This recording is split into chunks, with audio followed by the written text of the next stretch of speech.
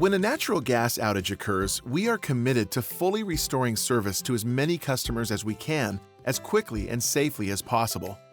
To do this, we follow a series of steps. First, we secure the affected area and shut off natural gas to that service line. If your home or business is impacted, we will attempt to notify you with the most updated contact information on file. Then, technicians go door to door to shut off the natural gas meters to homes and businesses. Once everything is disconnected, the technicians can then safely repair the damaged line.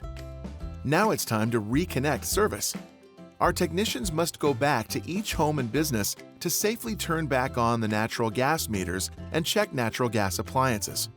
It's a robust process, but there's something you can do to help make natural gas outages few and far between.